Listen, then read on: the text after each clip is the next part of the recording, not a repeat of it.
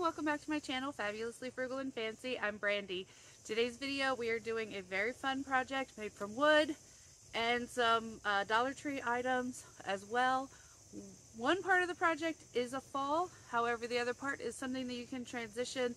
You make this, you can use it for then Christmas or winter, summer, any kind of decor as well. So I hope that you enjoy this as much as I enjoyed making it. Sorry, there is a bug in my face. And let's just go make something fabulous. Alright, so I saw this in the store for $50 and knew I could make a fall lantern for a lot cheaper and much more my style. I was inspired by this one that Jamie from Crafty DIY Guy, he thrifted this and then he redid it, and I loved the shape and I loved that it was on a little pedestal. And then Jackie from Blessed Beyond Measure made this one for outside, and she used some frames. So I basically took inspiration from both of these. Both of their channels and the videos will be linked below. I used these the long picture frames from Dollar Tree. I started out using two of those little candle holders. I used these square dowel rods, and I think that they were 3/4 or ½ an inch. I'm not sure what the size is. So I just start by taking out all the insides of the picture frames. I don't need the glass. I don't need any of the innards whatsoever. You can pull those little tabs off if you want. I just kind of put them back behind so they wouldn't really matter. Sorry, let me turn my phone down. And I take the dowel rod and I just measure it to the length of the sides of the picture frame. I cut 4 of them, took them outside and cut them on the miter saw. And then I use some hot glue and I just start putting these together. These are going to be to make these frames very solid, to make my frame of my lantern very solid. So these wood pieces here, I just line them up. I put all 4, do a little box type thing with these. Those square dowel rods really do make a difference. They do make it all sturdy. They make everything, give you a lot more surface to glue to. And I'm just going all the way around. Like I said, I cut 4 of those dowel rods. I put them in each corner and I just make a little square. Well, a large square, because these are pretty large picture frames. This lantern actually turned out a lot larger than what I imagined in the beginning, but it is beautiful. I love it. I love how it turned out in the end. Don't worry that it's a little floppy on that one side, a little crooked just then. I do straighten it out when I put it all of them in there together. So again, those dowel rods really do make it sturdy, really do make it, I mean, in the end, this is very heavy and sturdy, but you just have to hold the wood, the hot glue, you have to hold it there for a minute. And I'm just trying to pick off some of the strings, because if you ever use hot glue, you do know that the strings of hot glue tend to be everywhere. But all right, I'm just putting the last picture frame in right now.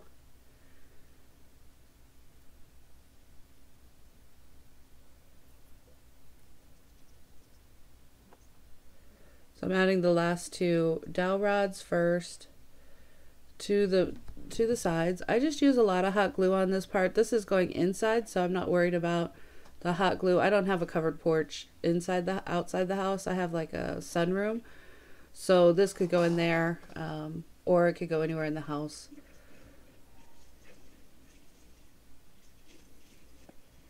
You could use wood glue. These frames are not wood, they are more like a foam. So I'm not sure that wood glue would actually hold them, and wood glue does take a lot longer to dry. So I used the hot glue. Again, I had no issues. I used wood glue later on the other pieces, so. Excuse me. So you just want to line those up perfectly, you know, so that it's a perfect square there at the base for this long rectangular piece. Then I went out into the shed and I found some wood. This was like a piece of a shelf. It was about, I don't know, 3/4 of an inch thick, or maybe an inch thick. And I cut 6 pieces. I did 2 in the very large one that is just like a 1/2 inch larger than the base of the lantern. I sanded everything, so then I'm using some wipes to just get off all of the, I cut these outside on the miter saw. I sanded them outside. I did not record that because I was outside and the weather was not really good today, so I didn't really worry too much about doing that on film. Sorry about that. So I use wood glue here, my Gorilla Wood glue. I'm just measuring because I wanted the same distance all the way around. This is the top piece. And I go ahead and just draw a square around with a pen because it worked out pretty well. My wood glue lid was very clogged. I couldn't get it unclogged, so I was going to pour it on there, decided that wasn't the best idea, so I just got a brush, put it on, and I did add a little bit of hot glue just to do a quick hold, but the wood glue is what's going to hold it permanently. And I just make sure that's lined up in the box inside that I had drawn on previously. That's why I went ahead and just sketched it out, because once it was measured, I will never get it perfect again unless it's measured. I cannot do straight lines. I can't just look and be like, oh yeah, that's straight. It never works if I do it that way. So I just add a generous amount of wood glue around the center, and I leave plenty of space around the edge for some hot glue as well. And then I just do a little bit of hot glue in each corner just to make sure that it's going to hold quickly, because I don't want to wait forever. I just want it to hold and not slide. I got these little finials at, I believe, Home Depot. They had a little screw at the bottom. I just took a pair of pliers, and you can take that screw out pretty easily. I'm drawing an X in the middle so that I have the exact center of my top piece, and then that little finial. Now I'm going to work on the bottom. I'm going to put the largest piece there. And originally, at the beginning, I showed you 2 glass candlesticks. I did E6000, I glued those together, and originally I put those in the middle. The weight of the top of this was very heavy, and it ended up breaking the glass candlesticks. So I ended up using something else later on. So I'll show you what I used. This, I drew the place where the thing sat. I used wood glue on the corners that were going to be touching the actual wood part, and then I used hot glue there, and then that's going to be the top piece. And I have to keep rearranging the camera so that you can see the whole thing, because it is very large in the end. See, here's the 2 glass pieces, and this was originally how it was going to look. Again, it was all glued together. It was sitting overnight. I come down the next morning, and those glass candlesticks, the black one just snapped in half. They didn't break where it had been glued. They literally snapped in half. The weight of the wood was way too much for those, so that's okay. You live and learn. You make mistakes when you're DIYing. You know, I kind of wanted that pretty spindly look, but I put a ton of weight with the wood, and so I ended up, I'm not even sure why I left this part in, where I was adding some little scrap cardboard in between to make it more flat surface, and centered it up. I really did get that in there really well, but like I said, one of those glass candlesticks, I believe it was the black one, just snapped in half, and I had never seen that before. But the weight of the wood was really a lot on the top, and I guess it was just too much for the glass candlesticks. So I ended up using a piece of a 4x4 that I had left over that was sitting in the garage, and I rounded the corners of it and used that, and it ended up being extremely sturdy this way. There was no unbalance of weight that way. This way, there was a lot of unbalance of weight. It was a lot more heavy at the top than it was at the bottom, and those glass candlesticks just were not the right thing. So if you want to go for a look of this with those kind of glass candlesticks, use thinner wood or something not quite so heavy, so you could do that spindly look that the candlesticks provide. But it didn't work for me, and I ended up really liking the way it turns out in the end anyway. So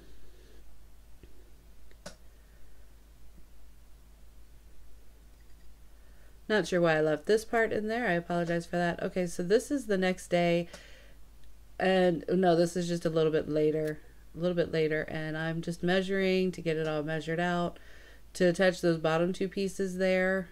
I used the largest piece on the base, and then I used the two smaller pieces as the very bottom stand for it. So, and again, just marking so that I can put all of that in there, put the wood glue and then the hot glue to hold it all together. I know I have been off of YouTube for about a month probably. It's just been a very busy summer. I had a couple of events this summer that I did decorations for, and it's just been a busy time, and so I have not really had the time to craft or YouTube, and my craft room is now a total disaster, so I gotta work on that next before Christmas comes around. As you can see there, I took that spindle and I glued with the wood glue onto the top of that piece. I drew the X across the wood just to make sure I found my center perfectly. And I'm dabbing some wood glue on those wood dowels at the top here. And I do add some wood glue to that. I'm not sure why. And then I do also add some hot glue. Oh no, I don't do any hot glue there? Oh, I'm surprised. So this is the 4x4 that I used from outside. I rounded the edges with the sander because that glass piece had broken. I glued it in with wood glue, and then I sat some weight in there to dry. This ends up standing about 3 feet tall. It is very pretty, and I do love how it turns out in the end. I went outside with some black spray paint, spray painted it all black, and here's the final thing for that. And then I just go ahead to make some decorations. I want this to look like fall. So I'd gone to Dollar Tree. I got these 3 pumpkins. They only had black. They didn't have any of the white ones, which was okay. It didn't matter to me which color because I'm painting them anyway. And the black worked just fine to cover, so it wasn't a big deal. So I painted these. I kind of, with fall, I like to go with like jewel toned type things. So I did one in like a teal greenish blue color, one in like a burgundy, and then one in a metallic bronze color. Here I'm just kind of mixing some colors together to get the teal greenish blue that I wanted, because the one I didn't have a lot of. So, and I paint each of the pumpkins a different color. So this one is the teal, kind of comes out like a greenish teal color, but I really like the color. It's a very pretty color, and I like the jewel toned look for fall. The deep oranges, the, you know, like burnt orange and burnt red, the deeper yellow, metallic colors. I really like those for fall. I love the jewel tones at any time, but especially for fall. So I gave each pumpkin 2 good coats of paint. I dried them in between. Like I said, this one is the teal greenish color. This color is matte. The other 2 end up being shiny, so I tried to, you know, distribute it evenly later on. I put that one in the middle, I believe, of my tiered pumpkins. So now the decorations for this lantern, I attach them to themselves, but I do not attach anything with glue to the lantern, because this lantern is going to be for all year round. This is not just a seasonal piece. This is a piece that I can use every different season. I can decorate it however I want for each season, but nothing is going to be attached to the lantern itself, so that I can switch everything out and do them differently. And I'm sorry, I thought I cut out quite a bit of this painting here, and I did not. I thought I sped it up a little bit faster, and I did not, so I apologize for that. It's going a little bit slower than what I thought originally, but it's been a while since I've edited, so I just got to get back into it. Like I said, this summer has been busy. I decorated for a wedding. I had my parents' 50th wedding anniversary party that I decorated for. I made some decorations for my sister to use for a baby shower. It's just been a busy summer. So, and my craft room shows it. I think my next few videos may be me cleaning out, reorganizing, and maybe doing some rearrangement in my craft studio here. It's just a mess right now. I have piles upon piles. I have things upstairs from those events that I did that I have not put away yet. So I really need to crack down. Actually, I still have some of it in the back of my car. That's funny. So I am going to be working on that because I need to get all of that done this month, because then there's Christmas and all that entails, and my craft room always ends up a mess during Christmas. But right now I can't even get to any of the Christmas stuff. So that will have to be done first. And I will, get back into the groove of editing and so forth. So as you can see, I did kind of like a burgundy metallic color, and then I did this gold metallic, or it's like a bronzed metallic color. This is an Arteza paint. The other two are acrylics, but I like this Arteza paint. You don't need a ton of coats with this. The only reason I did this time was because it's over black. Usually with these colors, I only need one. But when you have black underneath, you almost always, I should have just done a base coat of something else, but it was, the bronze is a lot more expensive. Those Arteza paints are a lot more expensive. So next time I probably will just use a base primer underneath, maybe, an orange or something, just to kind of give it that base, and then do the bronze over top. But they did not have, the only pumpkins they had were those black ones for Halloween, but that's okay. The foam pumpkins you can use if they're, no matter what color they are. And I really did leave in me painting each and every single one of these, and I apologize for that. I did speed it up a little, but I thought I cut out about half of this. I just stuck a pencil down into the center to hold so I didn't get paint absolutely everywhere. Of course, I still get paint everywhere. Alright, so here are my pumpkins after 2 good coats, and my stem I painted gold. You could use a different stem if you wanted. It's really up to you. Now what I did is, the first time I was putting some of these flowers, I got all of these from Dollar Tree, just some simple fall florals and some greenery. I didn't know if these were actually fall. I mean, they were in the fall. They're kind of like that tealy blue color. So I really liked those because they kind of go with that teal that I picked in there. So at first I started inserting some of these leaves and stems and so forth just around the top before I attached the other pumpkins, because I'm making a topiary stack of 3 pumpkins here to go inside my lantern. And I put some of these in first. I would not recommend that, because then it's really hard to attach the next pumpkin. Just attach the pumpkins and then insert all the florals and leaves that you want, as opposed to putting them on top like this, because it makes it really difficult for, I'm not sure why, for the things to attach, the next pumpkin to attach. So this was the top one. I put the, obviously I put the stem in the top pumpkin, and I decorated just with some leaves on the top of that. And then I'm going for the next one down, and here's where I just started inserting and kind of putting some of the florals and leaves in first, because I thought, oh, I want them to kind of look like they're in between the pumpkins, which obviously it didn't work out that way too well. I've got some of the orange and some of the burgundy in there, and then I pushed the pumpkin down on there, and I added a ton of hot glue. It just wasn't working out too well that way. So I would recommend that you put the pumpkins together and then kind of shove some of the things in between, like I did on the last one. So, and as you can see, I put the matte pumpkin in the middle. The top one and the bottom one are metallic paints, and they are more shiny.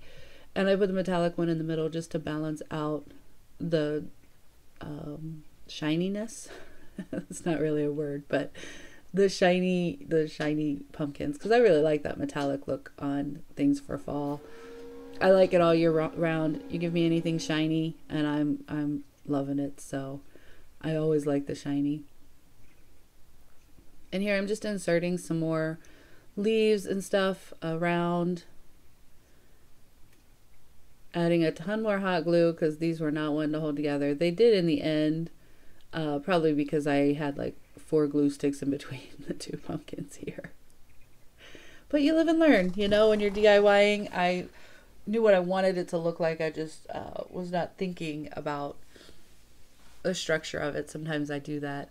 But I'm just inserting some of these little florals, and I got up to go grab something else. Oh,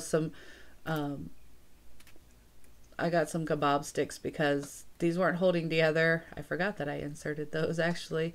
And then I, used those to kind of hold them all in. I cut that piece and it shot somewhere, and I never did find that piece of the kebab stick. I was using my my aviator snips, and I was cutting little pieces so that I could insert from the bottom and attach to the top. It worked a little better, so finally that and a whole bunch of hot glue, they finally held together. But remember, these pumpkins are not solid styrofoam, so it's a little difficult to add the skewer sticks, because when you add the top one to the bottom one, the skewer sticks started first just like sinking all the way through because they poke a hole through the initial styrofoam. So it was a little trial and error, like I said, but you gotta play with it a little to figure out what you want. So this time I add the skewer sticks first. I let them dry in the bottom one and let the hot glue dry so they weren't like, still melting the styrofoam and just falling through. And then I burnt my finger a little, of course, because, when you're using hot glue, and you should always wear the finger protectors or use the little spatulas. I've got them all right there. I do. They're right next to my hot glue gun right there, and that little pink caddy. I have them all. I just forget to put them on my fingers. And I'm still dealing with that. And sorry, again, I thought I cut out a whole bunch of this. I'm not sure why it kept it in, but I'm not sure. I'm sorry. Alright, so I'm fussing with these to get them to glue together. Again, I apologize for leaving so much in. I'll get back in my groove. And then I just start inserting some of the florals and the leaves around in between those pumpkins there. And I just keep doing, just do it to where you're happy, where you like the look of it, how it looks. I'll show you in the end. I use the garland with this little topiary to decorate the lantern. I love how it turned out in the end. And that's the thing, you just have to play with it until it's something that you really like. You think you're happy with the way it turned out. See, I'm still trying to get them to stay together and not tip off. It did take a while, but eventually the pumpkins are all attached and are not going anywhere. And if you do this, I would recommend taking that stem out completely and just discarding it. I painted mine gold, but it really wasn't like what I really wasn't impressed with the way the stem looked in the end, but the rest of it I love. And I'll switch out the stem eventually. I'm just holding it so all the glue can kind of set, pushing it down so the glue doesn't keep separating. Adding a few more of the florals, the orange and the red, just sticking them here or there. All right, and here is my finished product. Again, this stands about 3 feet tall. I wrapped some of the garland around the bottom, up inside. I sat the pumpkins in there, and I added a couple of more stems to poke out. I love how this turned out in the end. And again, nothing is attached to the lantern. This lantern is extremely sturdy. It's solid wood, except for those frames. But those are just like a decorative outer piece because the wood dowels make up the actual frame of it. It's extremely sturdy. It is heavy. This could be an outdoor piece if I had not used hot glue in it, which I don't have an outdoor area to put this. Oh, yeah. Yes. Yes. Oh. Come on, right here.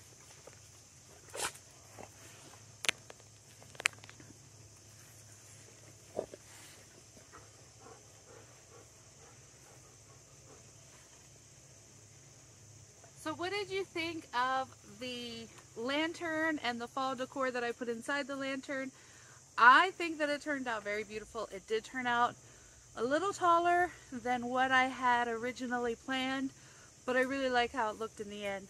Also, want to shout out to two different creators that this was inspired by. I believe I mentioned them earlier on in the video.